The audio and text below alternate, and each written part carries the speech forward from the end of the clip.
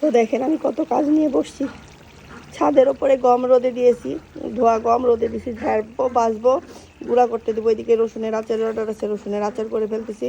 এদিকে আমসত্ব শুকাচ্ছে, এদিকে নারিকেল কুড়িয়ে নিয়ে বসে আছি, নাড়ু করব। এই যে দেখেন, তো এই নাড়ুগুলো আমি লাল চিনি দিয়েই করব।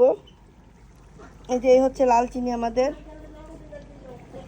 এইদিকে আমার আম্মু যে ধনিয়ার অর্ডার আছে, এগুলো ধোয়া ধনিয়া শুকানো হয়েছে, বেছে দিচ্ছে কুলাতে করে, যদি কোনো কিছু থাকে আর কি, এই জন্য আর কি চেক করে নিচ্ছি। আর এদিকে আমার ভাইকে যে ঘি প্যাকেট করতে দিচ্ছি, আলহামদুলিল্লাহ আমাদের 35 কেজি ঘিয়ের অর্ডার চলে আসছে। শ্যাম, এই ঘিয়ের ফ্লেভারটা কেমন হয়েছে এবার? মনে হচ্ছে কাঁচাই খেয়ে ফেলি, চমক মারে গায়ে, এত সুন্দর ফ্লেভার। এই ঘিয়ের যদি কেউ কমপ্লেন দিতে পারে, মানে আমি ঘি বিক্রি করাই ছেড়ে দেবো।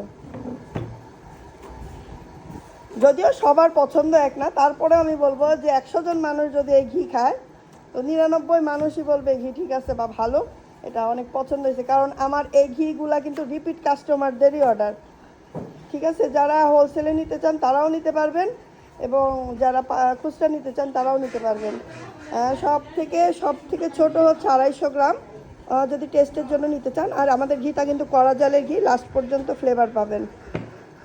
আর আরেকটা আছে হাফ কেজির, তো সেম 1.5 কেজির একটা প্যাকেট করো তো। তো আমার প্রতিদিনই ঘিয়ের অর্ডার থাকছে মাশাল্লাহ, আলহামদুলিল্লাহ। আপনাদেরকে অনেক অনেক ধন্যবাদ আমাকে বিশ্বাস করার জন্য। আপনাদের জন্য কাজ করতেছি, নিজের স্বার্থেই কাজ করতেছি, কারণ আপনাদেরকে প্রোডাক্ট দিলে আমি কিছু টাকা পাবো, এটাই। নিঃস্বার্থভাবে তো কাজ করতেছি না।